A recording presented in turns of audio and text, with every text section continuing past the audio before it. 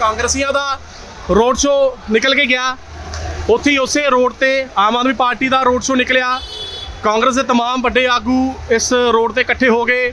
Aam Aadmi party ਦੇ ਮਨੀਸ਼ ਸਿਸੋਦੀਆ, ਅਮਨ ਅਰੋੜਾ, ਸੰਜੀਵ ਅਰੋੜਾ तमाम ਆਗੂ ਰੋਡ ਸ਼ੋਅ ਕੱਢ ਰਹੇ ਸੀ ਔਰ ਆਮੋ ਸਾਹਮਣੇ ਹੋ ਗਏ।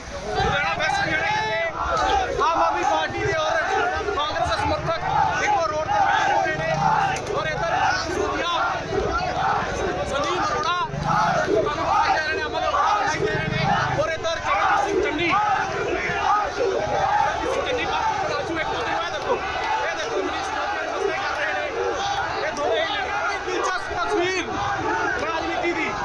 ਸਥਿਤੀ ਜਿਹੜੀ ਤਣਾਅਪੂਰਨ ਬਣੀ ਹੋਈ ਸੀ ਕਿਉਂਕਿ ਵਰਕਰਾਂ ਦੇ ਵਿੱਚ ਬਹੁਤ ਜ਼ਿਆਦਾ ਜੋਸ਼ ਭਰ ਗਿਆ ਸੀਗਾ। ਉਸ ਸਥਿਤੀ ਨੂੰ ਕੰਟਰੋਲ ਦੇ ਵਿੱਚ ਕੀਤਾ ਔਰ ਇਹ ਪੰਜਾਬ ਦੀ ਸਿਆਸਤ ਦੀ ਤੁਹਾਨੂੰ ਆਪਾਂ ਇੱਕ ਸਭ ਤੋਂ ਵੱਖਰੀ ਤਸਵੀਰ ਅੱਜ ਦਿਖਾਈ ਜਦੋਂ ਆਮ ਆਦਮੀ ਪਾਰਟੀ ਤੇ ਕਾਂਗਰਸੀ ਆਮੋ ਸਾਹਮਣੇ ਹੋ ਗਏ ਸੀਗੇ।